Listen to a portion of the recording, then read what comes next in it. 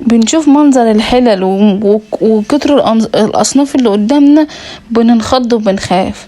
تعالوا النهارده اقول لكم هعمله ازاي في حله واحده كله. اول مره اعمله في حله واحده، لا مش اول مره، عملته قبل كده بس ما صورتوش، بس اول مره على القناه عامه يعني. بس بجد مش ندمانه ان عملته، بجد شويه كشري عظمه العظمه، طبعا العظمه اللي لوحده، بس فعلا شويه كشري فاخر من الاخر. تعال نشوف، لعل وعسى تكون معلومة فايتاكي ولا حاجة، يمكن تستفادي بأي حاجة. يلا نبتدي ونشوف هنعمل ايه. معايا كوباية من العدس ابو جبة، العدس اللي هو الاسمر ده، حطيته يتنقع مش كتير يعني، ما كملش ساعة غالبا يعني. وبعدين ابتديت على طول، كنا الساعة 4:30 في اليوم ده كنا صايمين، وكان ال3 ايام بتوع شهر شعبان. كل سنة وانتم طيبين يا رب. معايا بقى عدس بجبة، معايا شعرية رز، معايا حبة مكرونة وحبة شعرية مكرونة اللي هي الاسباجيتي دي، معايا عيش متقطع وبصل، ومعايا رز وعدس اصفر. وانا بعمله بطريقة غريبة شوي يعني، في حاجة واحدة بس هي اللي غريبة، ما شفتش حد بصراحة عملها كده. فالطريقة يعني يمكن النقطة دي بتخلي العدس بتاعي او الكشري بتاعي يعني طعمه خلاف اللي انت بتاكليه من بره. اهم حاجة في الوصفة دي الزيت، حطي حبة زيت محترمين، كوباية زيت مثلا، وما تخافيش، هو يعتبر كوباية الزيت دي اللي هتعملي بها كل الكشري اللي موجود معاكي او كل الكمية يعني، مش هتحتاجي اي مادة دهنية تاني. هتجيبي 3 بصلات تكوني مقطعهم كده جوانح كده او شرايح كده في الكبة او في اي حاجة، في الكبة بالقطاعة يعني، نقم على السكينة، وحطي عليهم معلقتين نشا اهو، وصفتهم عشان النشا الزيادة ما يحرقليش الزيت بتاعي. وخلي بالك عشان بيتحرق بسرعة يعني، انت هتشوفي دلوقتي هو عمل معايا ايه. حطي كمية البصل، عامة انا ما عنديش اصلا حد بيحب البصل كتير، بس انا كنت لازم اعمله اولا عشان التصوير، ثانيا عشان ولاد سيلفي بيحبوه كده، هما كان لهم نصيب فيه. نزلت بال3 بصلات الوسط بتوعي في قلب الزيت، في قلب الحلة اللي انا هعمل فيها الكشري. تمام. في الوقت ده انا جهزت على نفسي الحاجه عشان ما اقعدش الف حوالين نفسي، تكون الحاجه كلها سهله قدامي. تعالي بقى في كسرولة حطي فيها كوبايه ميه دافيه او سخنه او ساقعه، كده كده سياني ايا كان، هي كده كده هتغلي على البوتاجاز. واقولك هتعملي فيها دلوقتي. هنعمل بجد شويه تحابيش اللي بيتعملوا جنب الكشري، بجد كانت حاجه فاخر من الاخر. تقدري تعمليه برضو في رمضان، يبقى وجبة من ضمن الوجبات، تقدري تعمليه قبل رمضان لولادك. الكشري ده الحاجة الوحيدة اللي عمري ما اكله من بره، من الشارع من بره، حرفيا عمري ما اكله من الشارع من بره. هاتي بقى حلة كمان، حطي المية تغلي هناك اللمة التانية، وهاتي حلة كمان ونشفها من المية لان هي كانت مبلولة مية فحطيتها تنشف. حطي فيها معلقتين من الزيت،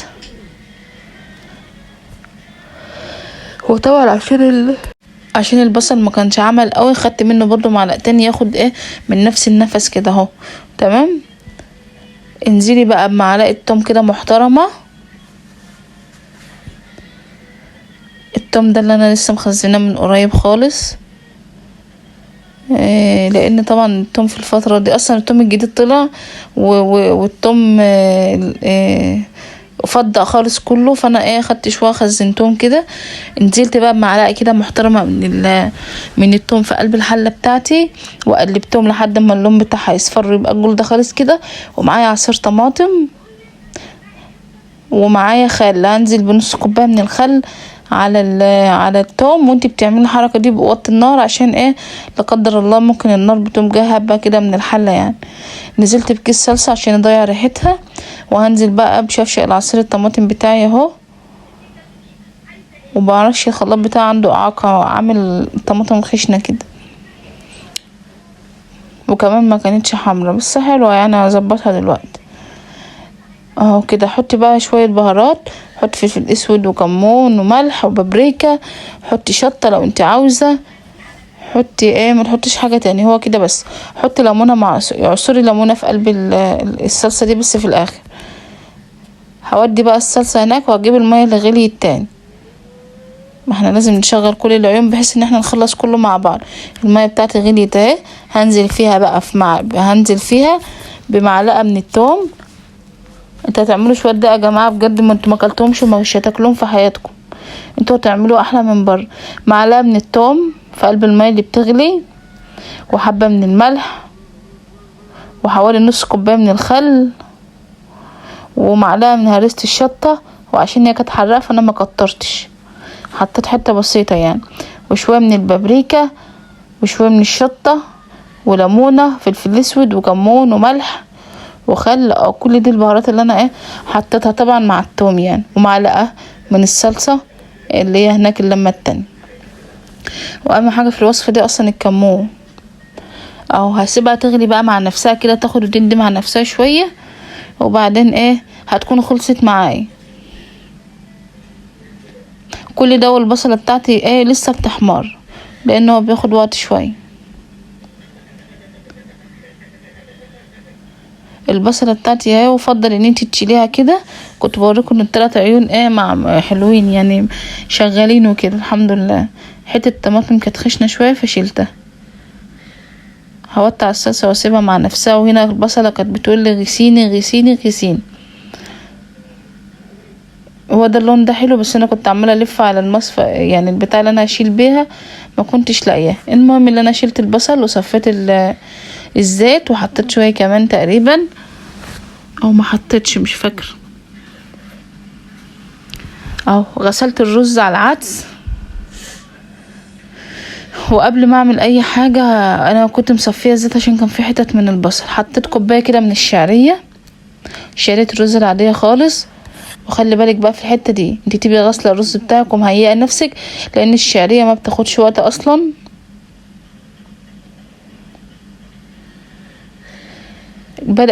بدأت تخش على الاصفرار. هنزل بمعلقه من التوم، وده بقى اللي انا مش شفت حد بصراحه بيعمله كده لحد ما التومه بتاعتي تحمر. هتكون الشعريه كملت الاحمرار بتاعها. بصوا، اهم حاجه ايدك في الحله ما تسيبهاش، انت مجهزه كل حاجه جنبك. عشان كده خلي معلقه جامده كده تقلبي بيها. انزلي بقى بالرز والعدس بتوعك، عشان احنا هنشلوح تشلوح دلوقتي. مش عاوزه اقول لكم اهم حاجه في الرز. اكتشفت على فكره مؤخرا ان اهم حاجه في موضوع الرز ده ان انت تشوحيه شويه كتير، ايا كان كشري اي نوع رز ممكن تكوني شفتي في حياتك، ان فعلا التشويح بيفرق جدا. واللي علمتني الحته دي كانت اختي. نزلت كده بشويه من الملح، او شويه من الفلفل الاسود، وشويه من الكمون. وخلي بالك عشان احنا حاطين في البصل ملح معنيش، عشان نسيت اقول، فده بيأثر برضو. ومكعب من مرقة الدجاج، وده اختياري مش اجباري. اللهم صل على الحبيب المصطفى صلى الله عليه وسلم. وقلبي بقى، وهاتي من تحت لفوق ومن فوق لتحت، لحد ما تحسي كده ان الرزاية بتاعتك بدأت تتغلف من بره ومن جوه. في الوقت ده بقى هتقومي جايبه الحاجه اللي باقيه معاكي. هتكوني غسلت العدس بتاعك بقى طبعا، اللي هو العدس الاسمر، من الميه بتاعته. هتجيبيه وتحطيه في قلب الحل.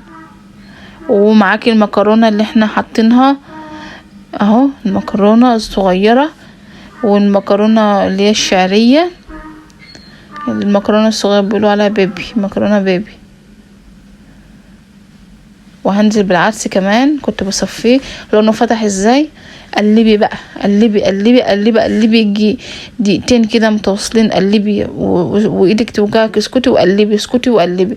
في الوقت ده تكوني حاطه ميه سخنه على البوتاجاز في الكتل.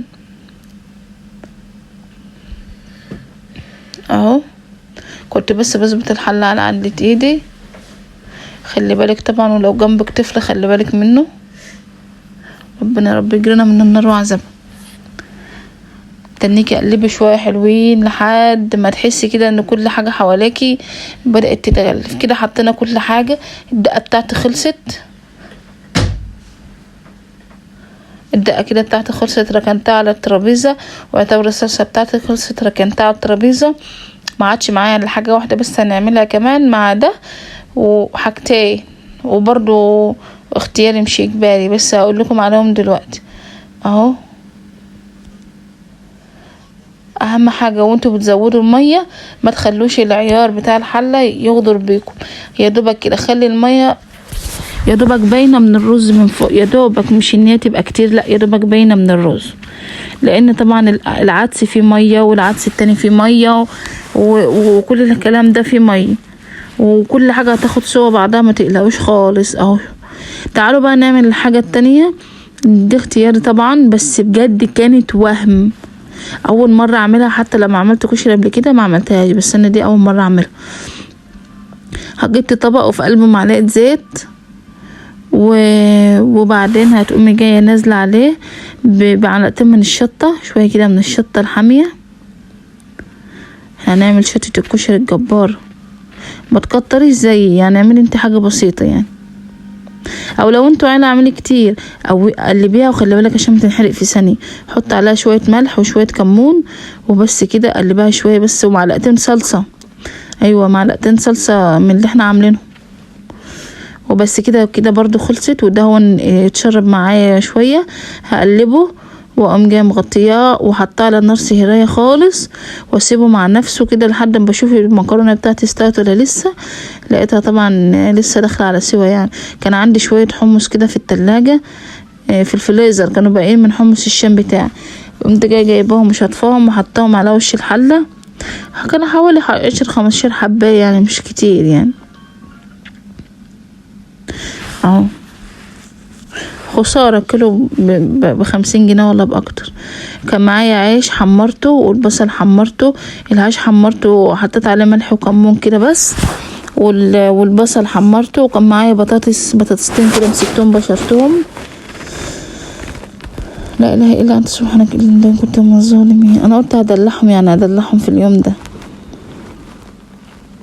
البصلتين بشرتهم بالمبشرة، ممكن تعملوهم في الكب، وعملتهم بقى في الزيت وهوريهولكم حالا اهو. اطلعهم على طبق ومنشفة مطبخ اهو، وعليهم برضو شعرة من الملح.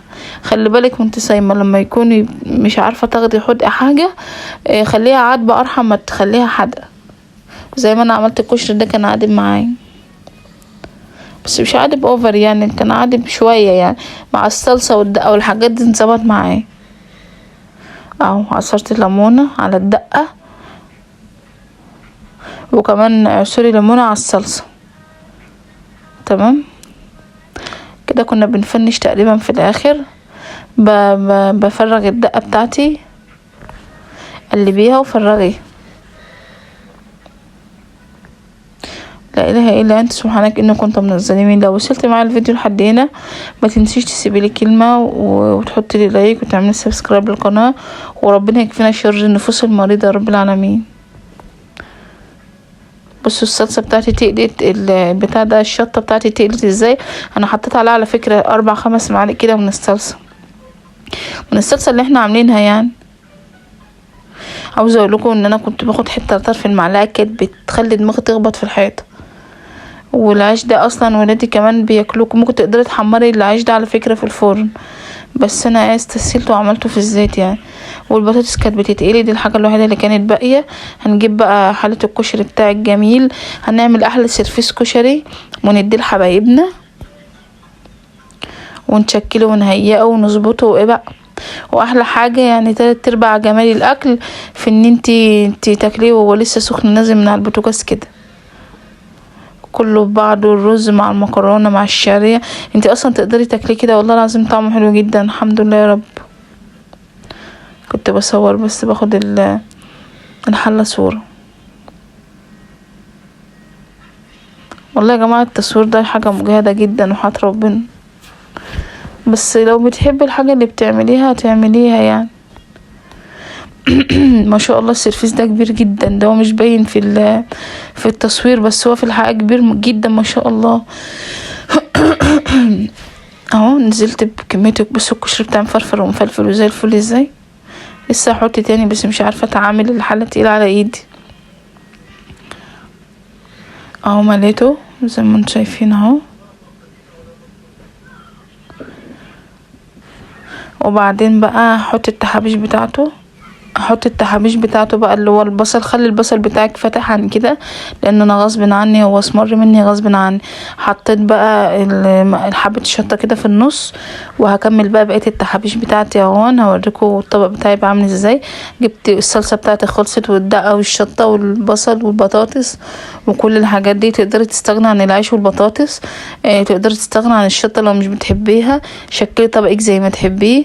انا ده عملت له كده عيش حواليه وشويه شيبسي كده، بطاطس شيبسي كده في كل حته. وبصوا بجد خليته طبق فاخر من الاخر اهو. منظر السيرفيس بتاعي اهو. بألف انا وشيف رب اللي كان ليه نصيب فيه وكل منه، واللي كان ليه رزق فيه وداقه يا رب. وبس كده، ده كان الفيديو بتاع النهارده. وبعد كده بقى غرفت لنا احنا طبق بعدها بشويه، وغرفت عصير لان احنا كنا في اليوم ده صايمه. انا كنت صايمه يعني، بس ولادي طبعا معايا. كنت عامله عصير برتقال اهو. وكل سنة وانتم طيبين. ربنا يعود علينا وعليكم الأيام بخير يا رب. وربنا يا رب يكرم كل واحد باللي نفسه فيه. وربنا يبعد عنا برضو شر النفوس المريضة يا رب العالمين. وده الطبق التاني اللي انا كنت بغرفه ليه يا ماما، داير وشك. وده الطبق التاني اللي كنت بغرفه ليه انا وولادي. ده الصغير بقى، ده الوسط، ده الصغير بتاع السيرفيس الكبير. وبس كده. السلام عليكم ورحمة الله وبركاته.